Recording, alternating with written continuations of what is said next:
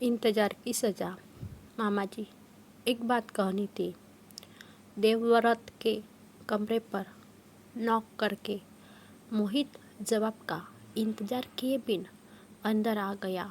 क्या बात है? उन्होंने अलसाई नज़रों से उसे देखा और लेटे लेटे ही बोले, मैं सोच रहा था आप नीचे के कमरे में शिफ्ट हो जाते तो अच्छा था। आप कमरे से बाहर तो निकलते नहीं, नीचे किचन भी पास ही है। आपको भी जब जो खाने पीने का मन करे ले सकते हैं। आपको सीढ़ियाँ चढ़ने उतरने की मेहनत नहीं करना पड़ेगी।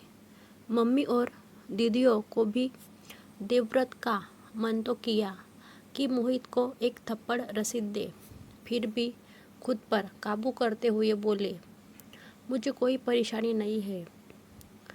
नहीं ही किचन से कुछ खाने पीने की ज़रूरत।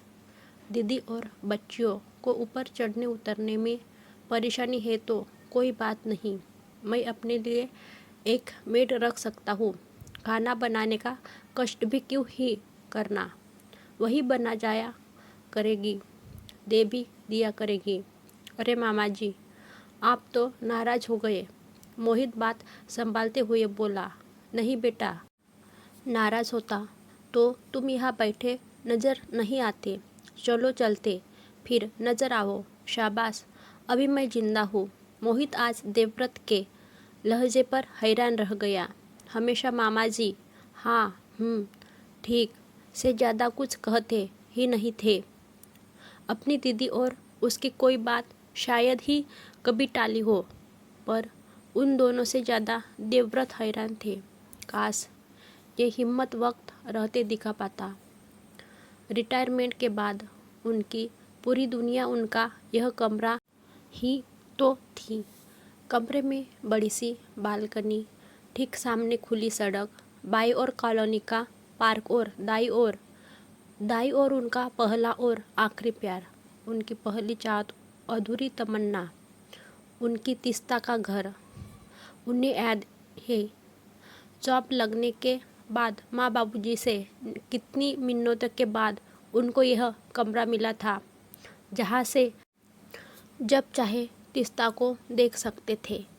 उनके होठों पर मुस्कान आ गई। वह खुद को 22 साल का समझने लगे। जो बेटे विनम्र, आज्ञाकारी और कमाऊ होते हैं, उनकी माएँ गजब की स्वार्थी हो जाती है। देव, उनके कानों में तिस्ता की आवाज़ गूंजी। 22 से वे अब 35 साल की उम्र में आ गए थे जब तिस्ता की बारात आई और उसे उनसे बहुत दूर ले गई। खैर, अब तो वह भी 25 साल पुरानी बात हुई। देवव्रत 3 बहनों के इकलौते भाई थे। बहनों ने गोरी रंगत तो माँ से ली थी, लेकिन मोटी फैली नाक, छोटी छोटी आंखें और भारी शरीर पिता का मिला था। इसके उलट उनको सांवली रंगत और कद काठी अपने पिता की मिली थी, लेकिन तीखे नैन नक्श माँ के टॉल, डार्क, हैंडसम की परिभाषा में बिल्कुल फिट बैठते थे। बचपन से ही बहनों की जिम्मेदारी का एहसास था। 22 की उम्र में नौकरी भी लग गई थी बैंक में। तिस्ता उनकी बचपन की दोस्त, उनकी क्लासमेट, प्यार, हमदर्द, सब कुछ, हमेशा उनका ख्याल रखने वाली, परवाह करने वाली।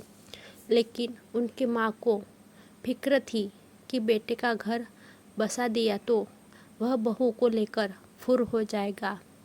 3 बेटियों का दहेज फिर कैसे बनेगा, जो इतनी सुंदर भी नहीं है कि कोई देखते ही पसंद कर ले, नहीं इतनी अमीर। तिस्ता उनकी हालत समझती थी। हम दोनों जॉब करते हैं देव, एक से भले 2, हम मिलकर करेंगे ना दीदियों की शादी। लेकिन उनकी माँ बहनों को वह एक आँख नहीं सुहाती थी। उन्हें वह सिर पर लटकती तलवार लगती। आखिर 30 साल तक इंतजार करना किसी लड़की के लिए सजा से कम नहीं। तीस्ता ने 2 टूक बात की थी आखिरी बार। देव, अगले महीने मैं 31 की हो रही हूँ और तुम 32 की। तुम्हारी सबसे बड़ी दीदी की शादी हो चुकी है, बाकी 2 की हम मिलकर कर सकते हैं। अब या तो अगले महीने तुम मेरा रिश्ता लाओगे या मैं माँ बाबा के लाए रिश्ते के लिए हाँ कर दूँगी। सब लाज शर्म त्याग कर आखिर देव ने माँ से बात कर ही ली। पता नहीं उस बुढ़िया में तुझे क्या दिखता है। एक से एक नई उम्र की सुंदर लड़कियाँ की लाइन लगी पड़ी है। बस तेरी दीदियों को उनके घर बाहर का कर दूँ, फिर चांद से दुल्हन लाऊंगी अपने लाल के लिए। एकदम खिलती कली सी ताजा। और माँ, वह बुढ़िया नहीं है, मेरी ही हम उम्र है, पढ़ी लिखी समझदार है, जॉब करती है, शुरू से हमारे हालात समझती है, सुंदर है, काबिल है। कब की ब्याह जाती अगर मेरे इंतज़ार में नहीं बैठती। आओ, इंतज़ार में बिठा रखा है हमने। अरे भाई, गलती हो गई, पाप हो गया हमसे, क्षमा करो प्रभु, पैर पड़ते हैं तुम्हारे। सब मामला तय हो ही गया है। बेटा तो तारीख भी बता दो, कब आना है शादी में तुम्हारी। कितना कर्जा चढ़ चुका हम पर तुम्हारा। यह लो मेरे जेवर, इनको बेच दो, बाकी भी चुका देंगे बेटा धीरे धीरे। बस कीजिए माँ, आप नाराज़ मत होइए, मेरा वह मतलब नहीं था। देव ने बेबस होकर कहता ही रह गया, लेकिन माँ जो शुरू हुई तो चुप तभी हुई जब बोलते बोलते बेहोश हो गई। उनका बीपी शुगर सब शूट कर गया। 3 दिन हॉस्पिटल में रहकर आने के बाद महीना भर बिस्तर से लगी रही। न देव में तीस्ता से नज़र मिलाने की हिम्मत थी, न तीस्ता को उसकी सफाई चाहिए थी। यूँ वह चुपचाप किसी और की दुल्हन बनकर विदा हो गई। 3 बहनों को निपटाते देवव्रत 45 साल के हो चुके थे। उन्होंने दोबारा कभी शादी का नाम नहीं लिया। कभी कभी उन्हें हैरानी होती कि उनके घरवाले भी कभी बात नहीं छेड़ते थे। क्या सच में माँ अपनी संतानों से इतना भेदभाव कर सकती है, या यह भेदभाव नहीं स्वार्थ था, ताकि बेटा उनके बुढ़ापे की लाठी बना रहे, बहू कहीं उन्हें दूर न कर दे। बहनें अपनी गृहस्थी में मस्त थी। कभी बात निकलती तो कह देती, भैया ने शादी नहीं की। यह कैसे कहती कि हमने होने नहीं दी। माँ, बाबूजी को गुजरे कुछ ही दिन हुए थे कि बड़ी दीदी अपनी 7 साल की जुड़वा बेटियों प्रिया, रिया और 5 साल के बेटे मोहित के साथ ससुराल से लड़ झगड़ कर जो वापस आई तो दोबारा गई ही नहीं। इस तरह वे कभी अकेले रह ही नहीं। उनके सिर फिर बहन और भांजे भांजिया की जिम्मेदारी आ गई, जिन्हें वे अपने बच्चों की तरह ही चाहते थे। अब तो बच्चे भी जवान हो गए, पढ़ लिख कर जॉब करने लगे। 20 साल के खुशहाल वैवाहिक जीवन के बाद उधर पीछे साल ही तीस्ता के पति का देहांत हुआ। उसकी माँ बहुत बीमार थी तो वह साल भर से यही रुकी हुई थी। देवव्रत को लगा उनके मुर्दा जिस्म जैसे जान लौट आई हो, लेकिन साल भर में भी वह उससे बात करने की हिम्मत नहीं जुटा पाए, जबकि ख्यालों में रोज ही उससे न जाने कितनी बातें करते।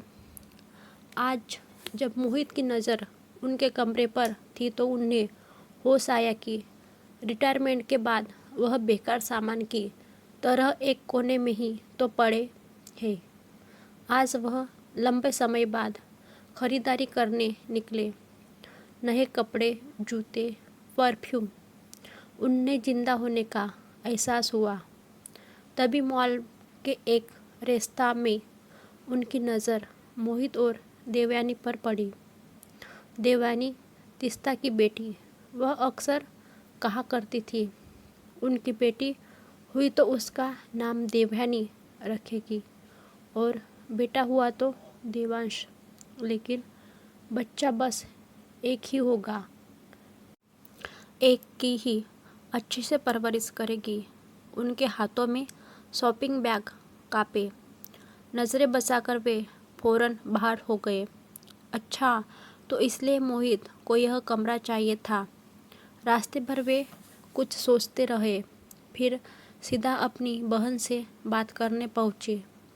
दीदी, मोहित और देवयानी एक दूसरे को पसंद करते हैं। मुझे लगता है उन दोनों से बात करके उनकी मर्जी पूछकर उनकी शादी करवा देनी चाहिए। उस तीस्ता की बेटी न बाबा न वे कुछ और कहना चाह ही रही थी कि उन्होंने रोक दिया। क्या बुराई है तीस्ता? मैं और अगर देवयानी भी उसकी ही परछाई हुई तो मोहित से ज़्यादा खुशकिस्मत कोई न होगा। देव के तेवर देखकर दीदी ने पाला बदला। तुम ठीक कहते हो देव, बस रिया और प्रिया की शादी हो जाए, फिर मोहित की भी। दीदी, इतिहास खुद को दोहरा रहा है। जो मेरे साथ हुआ, प्लीज़ मोहित के साथ मत कीजिए। आपका बेटा है वह, मुझे बहुत प्यारा है वह बच्चा। उसे दूसरा देव मत बनाइए। देव की आंखों में आंसू देखकर वह भी शर्मिंदा हो गई। कैसे हो? ठीक हूँ, मैं भी ठीक हूँ। तुम तो पूछोगे नहीं तो मैं ही बता देती हूँ। कॉलोनी के पार्क में आज तीस्ता से आमना सामना होने पर वे जैसे भूत बन गई। तीस्ता रोज इसी टाइम वॉक करने आती थी। वह मैं मोहित और देवयानी के बारे में बात करना चाहता था। हाँ, जानती हूँ, देवयानी मुझे सब कुछ बताती है और मुझे खुशी है कि कम से कम अपने भांजे के लिए बात करने की तो हिम्मत आई तुम में। 62 की उम्र में ही सही। तीस्ता हंस पड़ी।